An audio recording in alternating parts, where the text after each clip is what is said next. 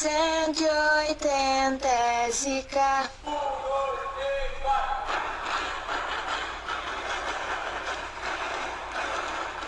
180 pra voar. 180 SK pra voar e gabarita. 180 SK, 180 SK. 180 SK. Você quer cantar agora? Por que você quer cantar ela? Ó, gente, o que é a proposta do evento? Por que o evento tem esse nome? E como que a gente conseguiu trazer tanta gente ao mesmo tempo, né? Precisa uma dificuldade muito grande de trazer um palestrante só. E no caso a gente conseguiu trazer 6 pessoas, 6 empresários, com histórias de vida diferentes, mas que ao mesmo tempo se complementam em vários pontos que a gente vai trabalhar aí hoje. Então, a primeira coisa, o evento chama Preceptorada. A preceptoria é o acompanhamento que os alunos aqui do cursinho têm com empreendedores da cidade. Eu não diria nem necessariamente empresários, porque alguns não assumem direção de empresas. Mas a ideia é trazer pessoas que têm histórias de vidas diferenciadas e que começaram de baixo, mas porque sonharam grande, hoje estão e ocupam o posto que lhe cabe, né? Então, assim, a preceptoria, o intuito maior, por que a gente faz isso? Porque o vestibular é um negócio meio injusto, o vestibular é um negócio meio ingrato, já repararam? Porque toda ação que a gente tem, em várias coisas da nossa vida, o resultado é imediato. Então, quando a gente trabalha, o resultado vem no final do mês, concordam? Então, você é recompensado por aquilo que você fez durante o mês. Na escola, também você tem esse vínculo de obrigatoriedade. Então, a gente estuda durante um mês e no final do mês vem um boletim lá falando se você cumpriu ou não com os requisitos mínimos. Só que o vestibular não. Ele exige do cara que está se preparando uma constância durante 12 meses, normalmente uma rotina exaustiva de preparação para as provas, para um resultado que é incerto. Então, para um resultado que talvez venha lá em fevereiro do ano que vem. Quando a gente pensou a preceptoria, a ideia era, vamos tentar aproximar para os alunos o resultado que está lá longe. Então, através de ações mensais, assim como é no trabalho, assim como é na escola. Então, que vocês tenham contato, não só através dos preceptores, mas principalmente dos tutores que estão ali no dia a dia com vocês, essa visão e esse encaminhamento aí diferenciado. Mas a gente entende que um ano de cursinho pré-vestibular é o ano da decisão, porque é o ano que vai colocar o cara numa faculdade e dali vai abrir a porta para o futuro trabalho dele, mas principalmente para a carreira dele. Então esse evento ele chama Preceptorada, mas é numa chamada que é trajetória ideal. Então, será que existe uma trajetória ideal? É isso que a gente vai tentar discutir hoje. É o que a gente vai ali fora, é uma coisa rápida ali de 15 minutos, onde a gente vai comer umas bolachinhas lá e você vai conversar com aquele que talvez você tenha mais despertado curiosidade. Então, tem essa próxima hora aí como uma oportunidade.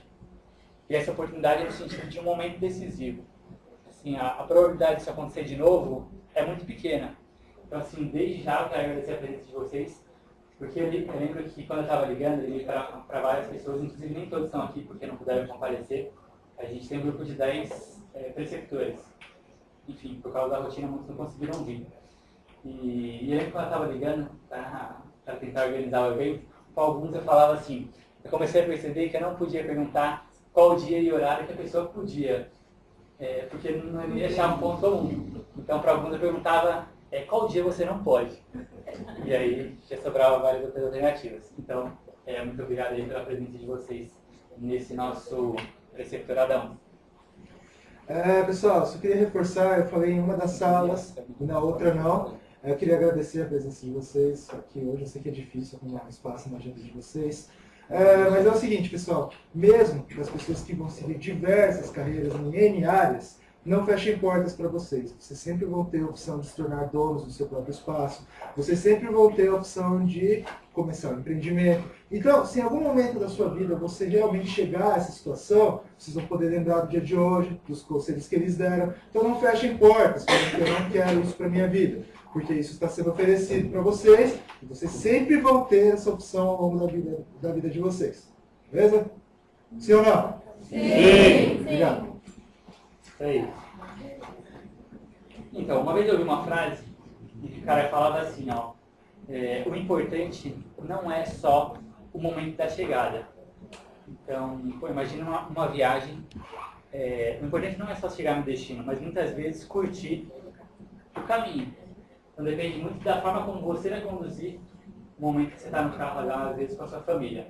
Certo? Então, considerando, tendo essa ideia. O que você faz? Eu sou o Edilson, sou casado com a Vera, que está aqui do lado, sou pai do Caio e pai do Cássio, que está também aqui na Unesp. Eu sou proprietário da Manolo Têxtil, uma empresa, uma loja de tecidos e malhas, na Imores, quem conhece, que conhece a Imores. Essa é a nossa empresa. Bom, eu sou o Nuno Borueda. Eu vou ter uma lista inteira. Já fui vereador, né? Eu sou funcionário da Yamauchi por 26 anos. Sou autônomo também, porque eu tenho umas empresas em São Paulo que eu faço assessorias, né? E sou proprietário da Aria Padaria e Aria Pizzaria. Tenho uns empreendimentos aqui em Tupã, que é o cinema, a Fiat, né? E a gente está lançando, acho que se der tudo certo, até julho, um empreendimento de residencial. Pessoas. Então é uma das coisas mais importantes. Bom, eu sou a Cláudia Grande, eu sou farmacêutica bioquímica homeopata, sou proprietária da farmacotécnica Fórmulas ali na Tamoios. Há 27 anos, a gente comemora 27 anos de empresa, minha empresa tem 35 funcionários, a Tamires é minha funcionária. Então eu estudei na USP, trabalhei em hospital em São Paulo. Com 21 anos eu era chefe do laboratório de um hospital enorme em Cotia, né? A gente já se forma e vai pro mundo, né? Tinha um sonho, fiz homeopatia, sou especialista em homeopatia, fiz especialista em manipulação magistral, e quando eu vivia isso lá em São Paulo, meu sonho depois, que aí eu já podia ter meu nome em alguma coisa que era o que eu sonhava, eu achei que nosso sonho nunca pode acabar, né? A gente vai transportando de um sonho para o outro, né? Eu também vi os folhetos que o Lucas teve a oportunidade de mostrar para nós. Aí o que eu queria depois?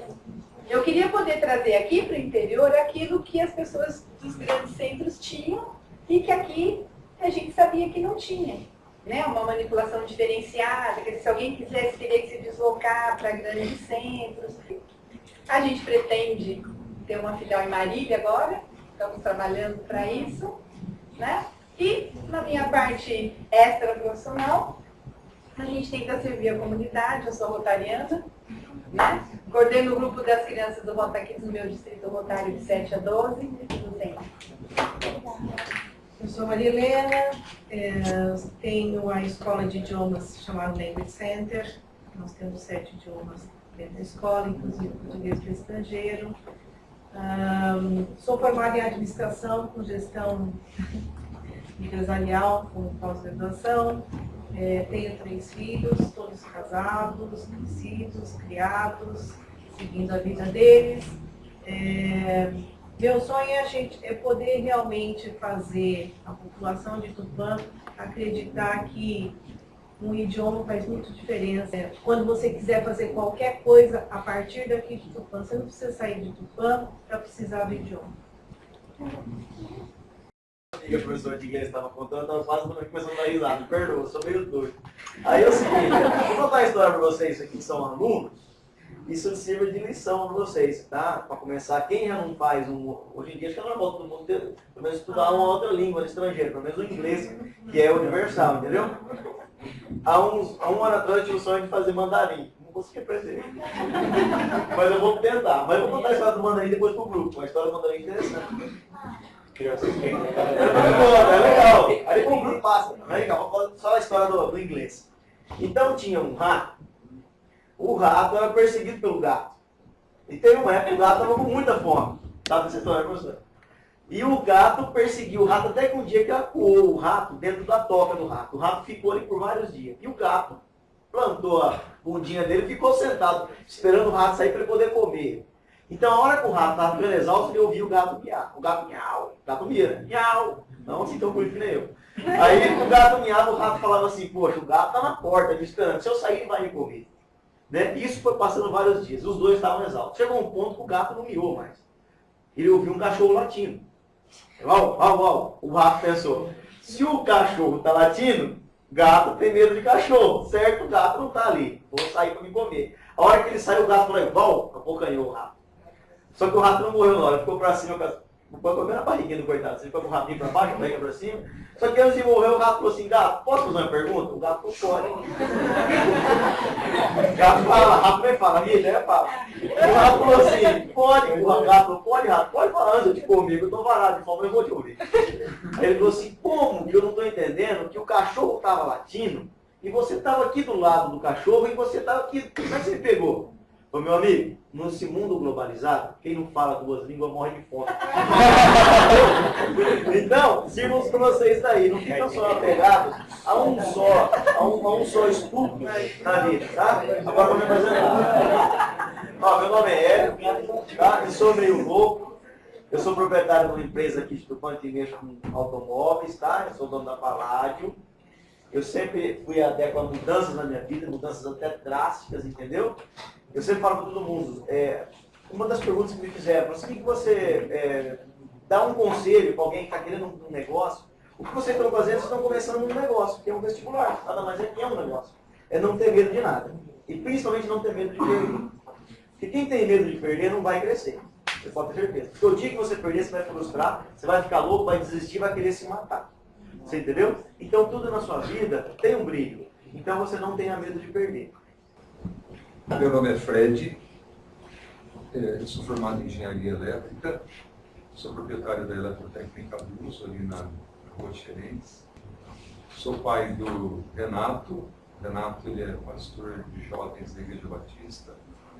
Sou pai do Ricardo, ele se formou ano passado em Engenharia Elétrica, ganhou como primeiro aluno e recebeu uma bolsa para fazer mestrado, está fazendo lá na Unesp de Ilha Solteira. E o meu caçula está no 3º ano de odonto. Nós precisamos de aprender, como ele disse, primeiro, ter um objetivo na vida, entender o propósito de Deus na nossa vida, um bom relacionamento com a família, mas eu acho que vocês têm que procurar sempre enxergar um pouco mais. Eu até queria fazer uma jogadinha matemática com vocês. Todos sabem quanto que é 2 ao quadrado, 4. 3 ao quadrado, 9. Mas vocês já pararam para pensar que dentro dessa propriedade matemática tem o seguinte, 2 ao quadrado, 4. Mas se você pegar a soma dos dois primeiros números ímpares, 1 mais 3, 4. Se você pegar 3 ao quadrado, 9. Soma os 3 números ímpares, 1 mais 3 mais 5, 9. E isso dá certo para qualquer número, você pode fazer depois, aí 5 ao quadrado, soma os primeiros 5 números ímpares, vai dar o 5 ao quadrado. Então o que eu quero dizer para vocês é o seguinte, tem muitas coisas que a gente olha e não enxerga. E a partir do momento em que você consegue olhar e enxergar ou sentir um pouco a mais, isso vai fazer uma diferença profissional, isso vai fazer uma diferença no seu romantismo, isso vai fazer uma diferença no seu relacionamento, na sua família, em tudo. Então, essa busca por enxergar o que as outras pessoas talvez não tenham condições de enxergar, isso vai fazer um diferencial tremendo na sua vida. Então, eu acho que você tem que se sentir estimulado a isso, né? Isso sirva de motivação, pessoal. Se alguém conseguiu, vocês também conseguem. E com muito mais excelência, com muito mais... como se diz? Depende de vocês. Uma frase que eu gosto muito é: a iniciativa é uma porta que abre pelo lado de dentro. Só você pode abrir. A iniciativa é sua. Esse evento aqui, em 4 momentos, para não ser algo cansativo para ninguém. A gente sabe que o horário, a gente não quer se estender no horário, então a gente estruturou em 4 pontos básicos. É aquele em que vocês vão ouvir. Lembra da Tabata de Harvard? Ela falou que ela é acompanhada por mentores, não é? A proposta da mentoria é um pouco diferente da preceptoria, mas ela vai falar a importância que isso teve para ela. Tá ouvindo? Tô, você tá me ouvindo? Sim, perfeito. Eu comentei com você da ação de acompanhamento individualizado que a gente tem aqui em Tupã. Daí eu queria ver com você como que é aí, como que é com seus mentores, o que você faz para que isso dê certo e seja algo contínuo. Bem, eu posso falar de diferentes coisas. Todos os projetos de mentoria que eu participei, tanto como mentora ou como mentorada, eles tinham uma coisa em comum, que eles tinham um objetivo, e que era bem claro, sabe? Não era uma coisa, quero que você tenha sucesso, nada assim. Por exemplo, participei de um projeto de mentoria chamado Prep Program, e aí, quando eu estava aplicando, o objetivo do meu projeto era muito claro, que eu fosse aceita em uma universidade americana, uma ótima universidade americana. Então, tipo, todos os nossos encontros eram para isso, o que eu posso fazer para que minhas chances sejam maiores. Também participei como mentora. Já tive muitos mentorados que estão aplicando para faculdades do exterior. Então, de novo, eu tenho sempre horário com eles toda semana. Eu falo com uma toda quinta e com os outros dois todo domingo. E aí, quando eu tenho que mudar, obviamente a gente muda. Mas eles sabem que se nada acontecer, a gente vai falar naquele domingo. E aí, a gente tem um objetivo, que é que eles sejam aceitos numa universidade americana, boa. Mas a gente tem pequenas tarefas toda semana. Uhum. Isso eu tinha também com o meu programa que deu certo. E essas tarefas são: eu quero que você pesquise sobre universidades, eu quero que você olhe essa prova. E eu sempre pergunto quando volta: você não fez? Vira a tarefa da próxima semana. Coisas diversas, quero que você fale com tal pessoa. Então, essa é a mentoria mais para uma coisa acadêmica, do tipo passar no vestibular ou passar na de americana. Uhum. Eu tenho as tarefas que eu vou te dar.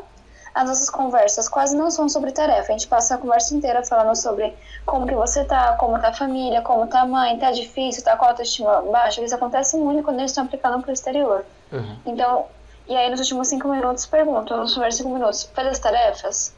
Por que não fez? Então agora você tem essas tarefas para a próxima semana. Mas o foco da conversa mesmo é se eles têm alguma dúvida, mas acaba sendo o lado familiar e de amizade, tudo isso, porque isso é muito forte na vida de alguém de 16, 17 anos. Ou até alguém menor. Aí, um segundo tipo de mentoria que eu também participo como mentora é o Smart Online. E é uma coisa muito mais estruturada, que ele tem uma teoria que é a teoria do mestre e do aprendiz. E eles estruturaram todo o programa assim, em 6 meses. Então eu encontro com eles uma vez por mês.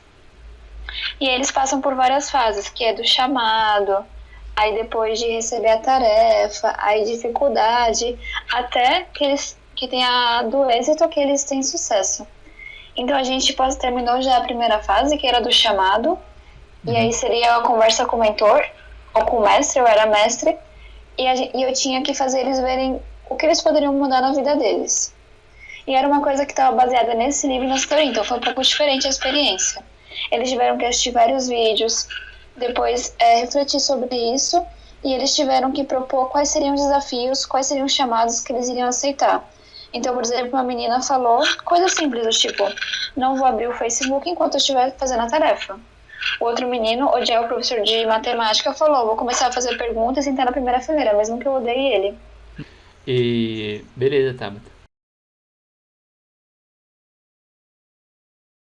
Em mente, eu queria saber primeiro da Maria Helena, quando a gente está assistindo a história dela, a gente percebe, assim, é muito nítido a questão e o perfil que a Maria Helena tem de liderança. E muitos autores eles defendem assim a questão de, liderança é um negócio que você aprende, mas que é muito difícil de ensinar. Eu queria saber primeiro se você concorda com isso. E depois, o que é um líder para você? Um líder ele é a mesma coisa que um chefe? O líder é aquele cara que só conduz, é aquele cara que manda? Eu acho que a liderança é uma coisa que vem com você. Eu acho que parte do princípio de você realmente ter nascido líder. Mas eu acho que você pode se tornar líder ou não, tendo essa característica. Eu acho que da maneira como você desenvolve toda a sua vida. Então, eu acho que você pode ser líder dos seus irmãos. Não sei quem é mais velho, mais novo, ou é do meio, sempre vai ter um líder. Não sei se vocês são líder de time, de futebol, sempre vai ter um que vai chegar e organizar a festa, né? Eu acho que a pessoa é líder a partir do momento que ela consegue conduzir as pessoas a seguir uma mesma ideia. Eu me peguei sendo líder, nunca me passou pela cabeça, eu sou líder, então eu vou fazer isso. Eu acho que com o tempo eu percebi, falei assim, nossa, eu consigo colocar as pessoas para pensarem junto em determinada coisa, eu consigo juntar as pessoas para fazer alguma outra coisa.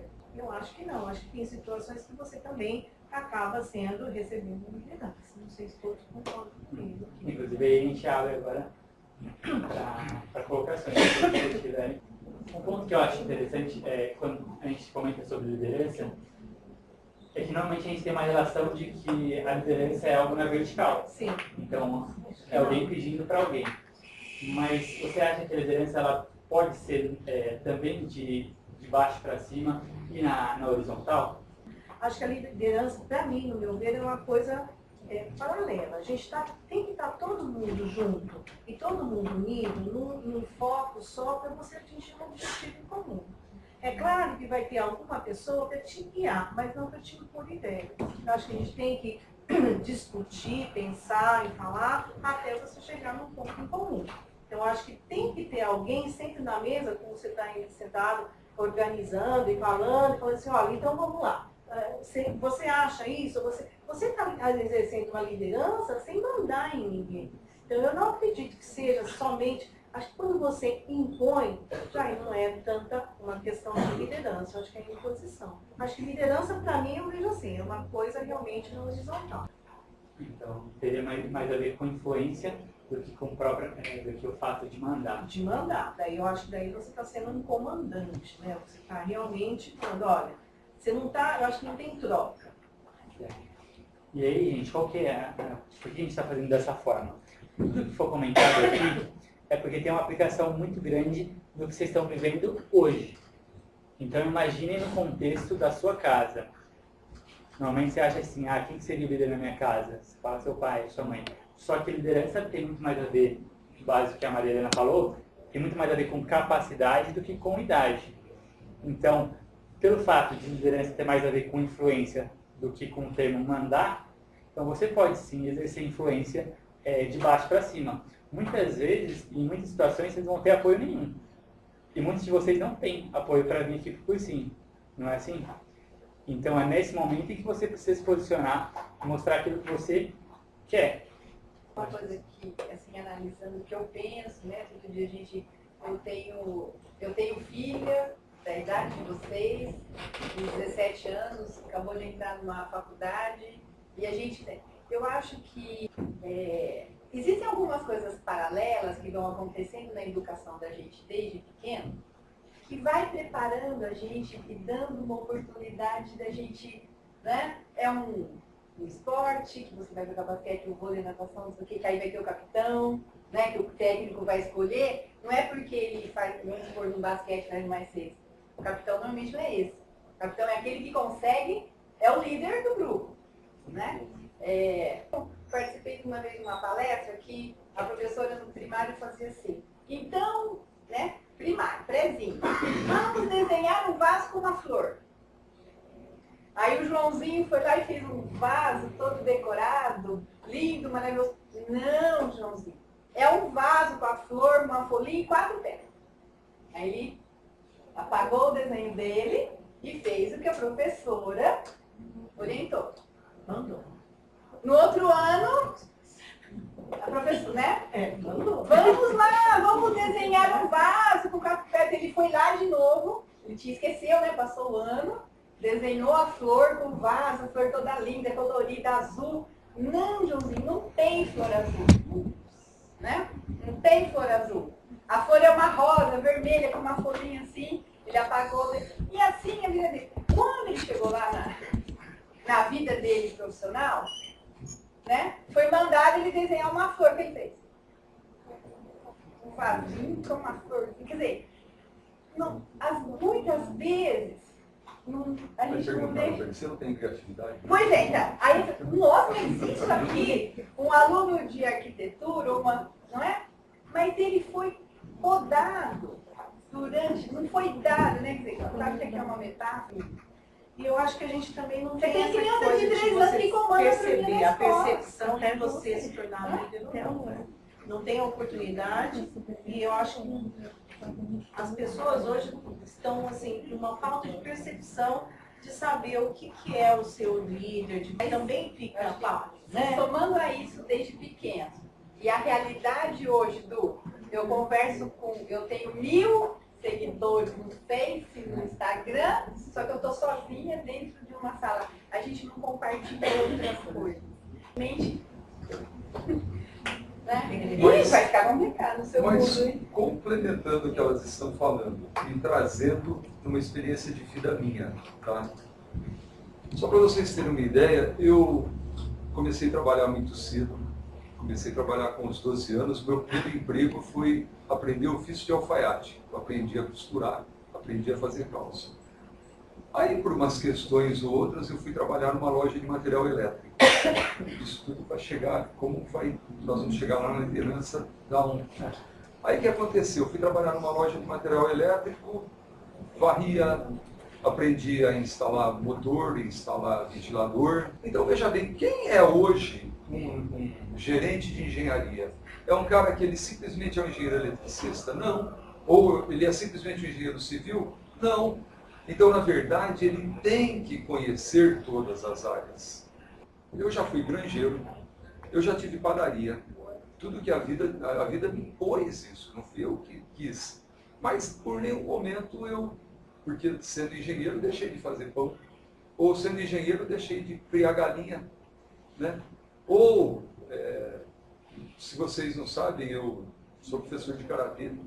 Estou parado agora, 54 anos. Mas eu quero dizer o seguinte, você não pode perder a oportunidade de aprender. Tem uma oportunidade de aprender, aprenda. Vamos agora com relação ao que elas disseram, com relacionamento. Quem é uma pessoa que você gosta? Uma pessoa que te serve, não é? Aquela pessoa que é servida, você normalmente não quer ficar perto dela, porque você tem que servir ela, não é? Então, essa questão de servir é uma questão importante. Você tem que estar disposto a ajudar. Você vê alguém com dificuldade, fala, cara, eu posso te ajudar? E muitas vezes, no ajudar, você vai ter que aprender o que ele está fazendo e, na verdade, o maior mérito ou a maior recompensa é para você que está ajudando e não para a pessoa que está sendo ajudada. Vou comentar um negócio que é bem interessante. Porque a maioria quando você começa a ler sobre autores que falam sobre liderança, o ponto que a maioria deles coloca é que a essência da liderança está no servir. Então, esse ponto que você colocou de ou quando você ajuda, quem mais está ganhando é você e não aquele que está sendo ajudado, é muito forte. E eu vi isso na história de cada um de vocês. Então,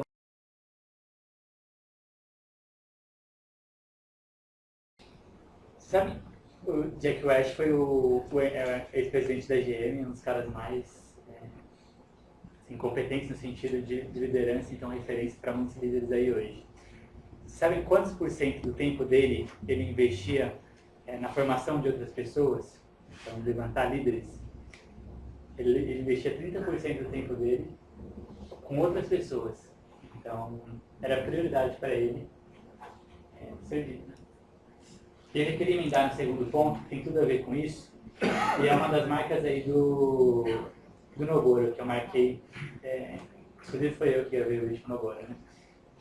E eu me lembro bem de que uma das perguntas que eu questionei ele naquele vídeo foi assim, a visão que você teve para criar um empreendimento, então o Nogoro hoje ele é responsável pelo areia, por várias outras coisas, né? Mas ele gravou a história do estabelecimento. E aí eu perguntava para ele como que ele teve a ideia de criar um empreendimento naquele lugar, para atender aquela região, e o que era ali antes. Então eu queria, Nogoro, que você falasse de novo sobre isso, mas principalmente pontuando a questão da visão. Então a visão é aquilo que, se você falar assim, quem que é o líder do líder? Essa palavra, é a visão. Então é como se fosse um combustível, aquilo que move o líder. Então eu queria ouvir do Nogoro.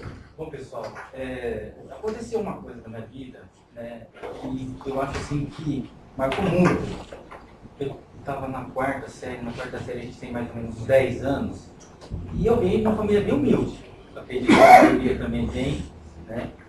E a gente morava em casa de aluguel, né? E o dono do imóvel, eu lembro que eu estava brincando na calçada, o dono do imóvel parou o carro lá e falou, seu pai está aí? Eu falei, não, meu pai não está não.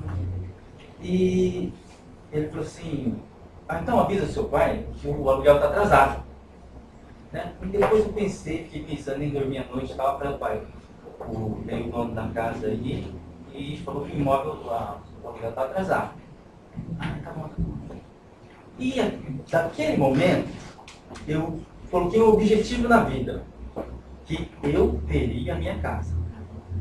Né? Dos 10 anos, eu pensei sempre quando eu puder, a primeira coisa que eu vou fazer é ter minha casa. Porque eu não gostaria que um dos filhos meus passasse por isso. E depois, graças a Deus, né, eu tive um objetivo. Uma casa, depois, graças a Deus, eu consegui, através do trabalho, eu posso falar assim, nas 3 categorias: empregado, autônomo e empresário. Né? Porque hoje eu sou empresário. Então, eu, graças a Deus, como autônomo, né, assim, fui profissionalmente bem sucedido, como empregado também, eu trabalho há 26 anos na empresa, e na parte de empresário eu tenho 2 estabelecimentos e tenho alguns lançamentos que a gente está fazendo. Né? Então, o que aconteceu? Eu tive uma meta de falar assim, não, quando eu crescer, né, ser profissional, eu quero ser bem sucedido. Eu acho que a maioria das pessoas aqui, o que é? Qual é a perspectiva? É ser bem sucedido. Né? Não é? E bem sucedido é o quê? É você crescer na vida. Então, eu trabalhando como contador, né, eu via assim, fui contador, eu fazia consultoria em várias empresas, né, e via que eu só dava conselho para as outras pessoas, para os outros empresários, né. As pessoas me chamavam e falavam assim, eu vendo bem, né, tem uma empresa grande, tem um monte de funcionário e não estou tendo lucro, não estou tendo despesas. Às vezes eu tenho que colocar dinheiro no bolso, quem é empresário que sabe, né, como está difícil. E a gente ia lá, fazia análise, via a produção, via o custo, via isso, via aquilo. O que acontecia? A gente conseguia sanar. Né? E eu falava assim, eu pensei assim, mas o porquê que eu tenho que fazer isso para as outras pessoas? Né? Então eu vou fazer para mim. Né? Então o que eu resolvi fazer? Né? Eu resolvi, vou abrir um estabelecimento e pensei assim, não adianta eu construir um prédio grande e trabalhar só de dia ou só à noite. Eu vou montar um empreendimento que trabalhe de manhã, à tarde e à noite. Aí, se eu vi, eu tinha até o Fred que me falou que era padaria, eu tenho uma padaria, né, que funciona das 6 da manhã até as 8, e depois funciona a pizzaria, que funciona das 7 até as 2, 3 horas da manhã. Então você tem que aproveitar, né, o que te oferece, aquele espaço te oferece. Aí, até o Lucas estava me mostrando o sonho de vocês, né? Vocês colocaram no papel lá, a maioria era o quê? Todos, casa, carro, um carrão, viagens, né? O diploma, com certeza o diploma é o mais importante. Só que das outras coisas, para vocês ter carro, ter casa grande, né? Viagem, vocês têm que ser bem sucedidos. Eu queria só colocar um adendo aqui, pessoal, para vocês perceberem a relação principal que vocês têm com eles. Que vocês vão prestar uma prova no final desse ano, 1, 2, 3, e vocês não têm certeza daquilo que vai vir. Ninguém tem certeza de onde vai parar e de onde, o que vai vir nessa prova, se vocês vão ser bem-sucedidos ou não. Agora, assim como eles deram exemplos, da incerteza que você tem que trabalhar com o dia de amanhã. Ele falou do espaço, era um recurso que ele tinha. É um espaço que ele poderia usar só de dia, só de noite, de dia à noite, com funcionário, sem funcionário. A escolha dele, para ele se preparar para esse dia de amanhã. Vocês têm como um recurso. Alguns têm o tempo, pouco tempo, outros têm muito tempo, alguns têm o material, outros não usam o material. Então, eu queria que vocês prestassem muita atenção em como eles se prepararam para o futuro, para esse clima de incerteza, que é um ponto assim, crucial que vocês têm. o que o Namoro para mim falou sobre trabalhar é sobre força de vontade, né? Sim, foi de vontade. Porque força de vontade é o mesmo. Por exemplo, você vai abrir uma padaria, por exemplo, muita gente vai te falar, isso não vira nada, ah, para, hoje não dá certo, tá cheio, toda esquina tem, as pessoas vão falar isso. Aí você vai chegar todo feliz e contente e vai falar assim, pô, descobri que estudar de tal jeito é melhor. Aí seus amigos que não estão a fim de passar, eles vão falar, para, velho, isso não vira nada. Vão sair, vão dar um rolê. Isso não vira agora. Entendeu? Então, é a maneira com que vocês se preparam para essa incerteza que eu acho importante. Bom, era só isso que eu queria falar. Só para finalizar, né? É bem interessante o que o Douglas colocou, complementando a fala do Namoro. E a pergunta exatamente que eu ia direcionar para o Hélio agora, com base na história de vida sua também, desse novo modelo de negócio que você comentou aí que está desenvolvendo, né? Um dos pontos é a produtividade. Então, o que é produtividade? O que é ser um cara produtivo? É você comparar duas grandezas. Uma delas é o fator de produção e a outra quanto efetivamente está produzindo. Então, é o que o Douglas colocou. Ó, uma coisa é o cara chegar numa tutoria e falar assim, Lucas, eu estou estudando 30 horas por semana em casa. Só que aquelas 30 horas nunca se refletem em resultado. Porque o outro cara estuda 5 horas e a nota dele é sempre melhor. Então tem alguma falha aí no processo. Então essa produtividade é isso, comparar duas grandezas. O seu tempo, no caso, com quanto aquilo efetivamente está rendendo. E o outro é a forma como você aloca os recursos. Então, foi o que o Namoro fez com a Maria. E eu queria colocar exatamente essa pergunta aí para o Hélio. Como que você trabalhou ao longo da sua história com esses dois pontos, produtividade e criatividade? E por que isso fez tanta diferença para o seu negócio hoje? Essa semana eu ouvi um senhor cliente meu, muito bem de vida, né? E tinha um outro amigo meu, um rapaz bem novo, da mesma idade que eu tenho, e muito brincalhão, e conversa com ele estava com um carrão novo todo lá, né? Ele falou assim, e conversando, brincando, ele falou assim para ele, ele é fiscal aposentado, falou, rapaz, eu queria ter a aposentadoria que o senhor tem. Ele falou, quer trocar? Eu te dou tudo que eu ganhei até hoje pela idade que você tem. Então, o que adianta eu ganhar aí uma aposentadoria boa, ter um carrão, e eu sei que daqui a um tempo eu vou morrer. A produtividade e a criatividade veio de uma necessidade. Simplesmente isso. Pode ver no meu vídeo por quê. Eu, quando comecei a minha profissão, meu pai queria que eu fosse jogador de futebol, só entender de futebol. Na época, né? Aí meu avô não deixou de ser. Né? Então ele foi frustrado no que ele queria ser, mas daqui a pouco tudo vai. Então quando eu comecei nesse negócio, eu lembro até hoje, comecei com o Írio, não comecei com ele, já trabalhava nisso antes, mas aí chegou um ponto na minha vida que eu fui trabalhando por conta, vai daqui trabalhava em casa, e se trabalhar em casa é um bico, o bico é diferente de um comércio, porque o bico só vai lá quem é o seu amigo, e o amigo do seu amigo, e acabou. Você entendeu? O comércio, quando você tem um comércio, você vê gente que você nunca viu na sua vida. Né? Então você começa a ter esse pessoal que vem na sua empresa. Mas no bico não. Então eu tinha um bico, e aí chegou uma hora e acabou. Meus amigos não tinham mais que colocar no carro. Pô, bicho, vamos trocar o rádio. Mas troquei semana passada, troca de novo, cara, pelo amor de Deus. Então quer dizer, aí eu precisei, eu tinha um carrinho velhinho, a minha mulher naquela época, que era minha namorada, ficou grávida, eu molecão novo, ela menina nova, vai daqui, vai de lá. O Írio lá tinha um fundo na Caetés lá embaixo que ele terceirizava um serviço.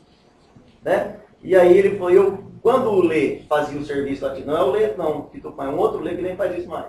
Quando o Lê faltava, ele me chamava para poder suprir a boca dele. Então eu ia lá e fazia o serviço. Chegou um ponto que o Lê desistiu. Ele só ficava lá dormindo lá no fundo, não queria fazer mais nada. Eu ia lá com o meu preminho, com as ferramentas no carro, fazia o serviço, recebia do Írio, punha no bolso, ia para casa, passava no mercado, comprava as coisas, pô, já não vai faltar a comida hoje, né? Então aí, chegou um ponto que o Írio falou assim, o Lê vai sair e não quer mais. Eu falei, eu vou lá trabalhar. Eu lembro disso como se fosse hoje, eu vou carregar isso com a minha vida. O Lê olhou bem para mim e falou, você é um cara louco. Eu falei, por que eu sou louco? Porque essa casa aqui, nós dividimos a despesa em 3. Você não vai fazer para pagar a despesa. Eu falei, Lê, na situação que eu estou hoje, o pouco que eu fizer vai me ajudar. Então eu vou encarar. Bom, resumindo, trabalhava dia e noite, ganhei muito dinheiro, foi muito bem sucedido, arrastei um amigo meu que praticamente é um amigo de infância, está comigo até hoje, e assim, não vou falar que eu consegui muita coisa, certo? Ganhei bastante coisa, ganhei, vivi muito bem, nunca passei vontade de nada. A única coisa que eu tenho vontade é de ter uma Ferrari. Mas eu já estou juntando dinheiro para comprar ela. Isso. Ela custa 1.480.000, que teve um ajuste agora, está 475. Foi 1.480.000. Eu estou guardando dinheiro para isso. Já estou guardando. Falta 1.470.000. Todos os dias, para que vocês possam ter esse tipo de oportunidade. Assim, eu não quero colocar nenhum peso, ele não aparece por magia aqui. Então, que vocês saibam que a população brasileira aqui do estado de São Paulo, eles estão trabalhando para que vocês possam estar aqui.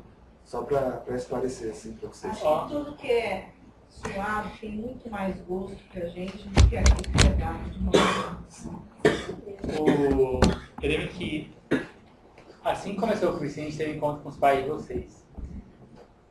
E eu falei um negócio para eles lá e eu lembrei agora, como o Douglas estava falando. Saiu uma pesquisa que falava assim, faz mais diferença pro sucesso da criança, considerando a trajetória inteira do cara até entrar na universidade, ele ter pais comprometidos com a educação e com o desenvolvimento dele, faz 2 vezes mais diferença do que ele ter estudado em escola pública ou particular. A diferença é 2 vezes maior ter pais ou pessoas que te apoiam nesse processo de desenvolvimento. E aí não consideram só pais, mas toda uma sociedade aí que estão arcando com isso. Então, ó, caminhando aí para a parte das perguntas, o último ponto que eu queria... Tinha outras coisas aqui, vamos atalhar. E o ponto que eu queria colocar agora é em relação, eu ia perguntar para o Edilson, em relação ao discernimento. Assim, a capacidade de você conseguir, primeiro, ouvir a opinião de todo mundo, ouvir o que todo mundo está falando, mas de escolher aquilo que vai te levar para o sucesso. Porque muitos deles aqui, como o Douglas colocou, são tentados todo dia a desistir do cursinho. É muito melhor você estar, talvez, muitos pensem, estar em casa, assistindo TV, tranquilo, igual muitos amigos de vocês estão. Só que o ponto é, você pode ser igual a ele na hora que você quiser. Só largar. Agora, ele não pode ser igual a você, ele não tem essa oportunidade de estar onde você está. De caminhar da forma como você está caminhando. Então eu queria ouvir do Edilson aí a importância do discernimento, de conseguir ouvir e decidir escolher pelo certo. Por que isso foi importante para você? Olha, eu acho que a grande dificuldade nossa, minha e de vocês também, de todo mundo, é realmente isso, esse ponto, o discernimento. Você conseguir discernir o que é certo e o que é errado. Isso é a parte mais difícil. A outra parte mais difícil ainda é tentar escolher o certo. Porque você, às vezes, pode estar fazendo uma coisa errada sabendo que está errado. Então, eu acho assim, a grande dificuldade nossa é discernir o certo e o errado, e a outra grande dificuldade também é em escolher o caminho certo. Agora, como fazer isso? Eu acho que o primeiro passo é a casa, é a família. Eu, graças a Deus, encontrei nos meus pais estrutura para fazer isso. Depois, eu encontrei muito em amigos também. Eu encontrei muitas pessoas que me ajudaram, muitas pessoas mesmo que passaram pela minha vida e estão marcadas para sempre, porque me deram opiniões na hora certa, no tempo certo, na medida certa, e eu acompanhei aquilo e consegui tocar a minha vida. Eu acredito que com vocês também, com vocês, aconteceu a mesma coisa. Muitas pessoas passaram e vão passar pela vida de vocês também, e vão dar conselhos bons e ruins. Vocês têm que conseguir entender e saber discernir qual que é o bom. Bom, porque tem muita coisa boa, como exemplo para vocês. Uma outra coisa importante também é que eu sempre me coloquei no caminho, como foi falado no começo, no caminho do aprendizado. Tudo para mim chega como riqueza, chega como aprendizado. Todas as pessoas, principalmente as pessoas de mais idade. Não sei se vocês sabem, na Europa se valoriza muito o idoso. Na Europa, na Ásia também, nos países nos continentes mais antigos, né? Não é uma coisa nossa da América que nós não valorizamos tanto a pessoa de idade, que é o discernimento que eu coloquei na minha vida. E uma outra coisa que eu coloquei, sempre coloco, é realmente Deus também na minha vida. Né? Eu tenho, assim, como norte na minha vida aquilo que Jesus Cristo ensinou, né? Eu leio todos os dias a Bíblia, né? Principalmente os evangelhos, algumas coisas lá paralelas, para que eu tenha um pouco de uma luz para que o meu comportamento seja guiado por isso. Ninguém é perfeito, todo mundo comete as injustiças, lógico, mas quanto mais a gente se esforçar para ser justo com as pessoas que estão próximo da gente, e você errar menos com as pessoas, mais você consegue ser uma pessoa melhor. Então, eu tenho como luz na minha vida a seguinte norte na minha vida: não ser melhor que ninguém, de forma nenhuma, mas fazer o meu melhor, todos os dias. É interessante essa questão do discernimento. O John Maxwell é um cara que sabe muito sobre empreendedorismo, que nem o Eric colocou aqui, o fato de você ser empreendedor. Essa é uma das áreas que eu mais gosto de ler também, essa vertente de empreendedorismo, né? E aí o John Maxwell coloca assim, os empreendedores, eles só acreditam em metade das coisas que eles ouvem. E os empreendedores inteligentes fazem isso. Agora, os empreendedores perspicazes são aqueles caras que eles sabem em que metade acreditar. Então, é esse ponto que você colocou. Saber ouvir e escolher e selecionar mesmo. Agora, então, a gente abre para a pergunta direcionada. Eu estou com algumas aqui, porque a gente fez um sistema de recolher antes, para eles mandarem no e-mail do cursinho lá. E falando rapidamente. Quem quiser pode perguntar aí, me chama que eu pego o papel aí. O Namorou. Como que você teve a ideia, né? Você até comentou já, como você teve a ideia de fazer o Aria naquele lugar, o que tinha ali antes. Então, qualquer coisa, então, no final, que ficou aí, só se direcionar, conversar com o Noboro. Maria Helena, você acha que ensinar é um dom? Qualquer coisa também, só direcionar a pergunta depois para a Maria Helena. Cláudia, eu vi que você estudou farmácia na USP. Como descobriu que essa era a sua vocação? Olha, gente, tem mais perguntas aqui, só que vamos fazer assim, todas as perguntas que vocês mandaram, vocês perguntem para eles na hora que a gente estiver comendo ali fora. Calma. Caio, a pergunta de quem você selecionou aí como sendo talvez a mais legal? Da Maria. Então, pergunta aí, Maria Gabriela. Vocês falaram muito da questão de liderança, né? E eles falaram que o Brasil tem um déficit muito grande na questão de liderança. A primeira, assim, vocês acreditam que isso tem relacionado com a falta de responsabilidade que os jovens têm hoje em dia? Porque hoje em dia é muito mais fácil, né? Às vezes eu escuto histórias de familiares meus pais, e desde cedo eles eram acostumados a ter uma certa responsabilidade. A gente tem uma facilidade muito grande em não ter tanta responsabilidade, né? A partir dos 15, 16 anos, a gente começa a ter ideia do que é ter uma responsabilidade. E muitos começaram a trabalhar muito cedo, né? Então, vocês acham que isso está interligado? Que tem a ver?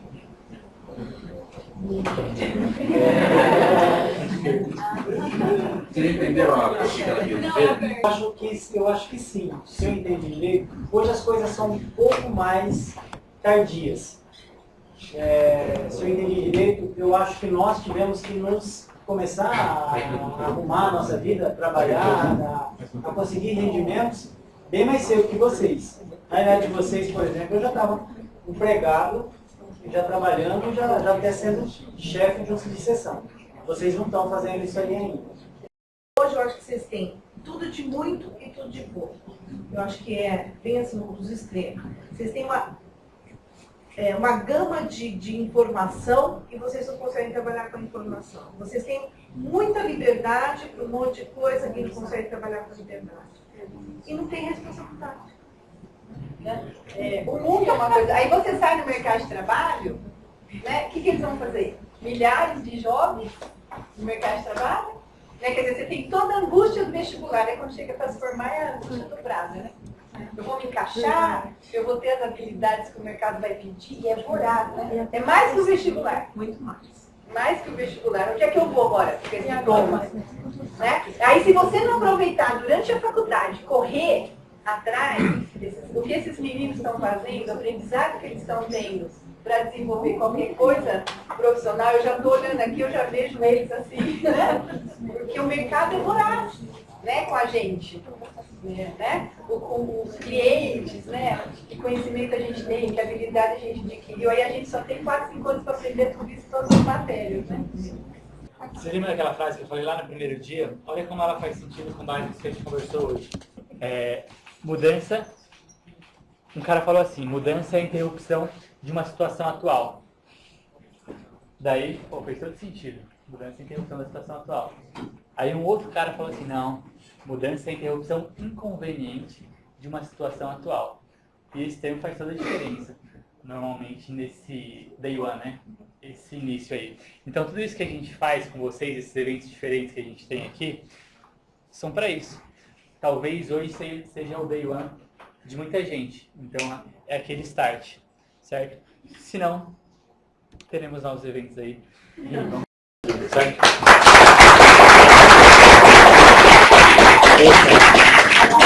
180 SK.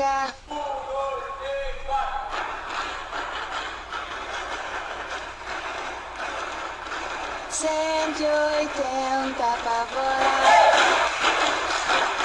180 SK pra barriga.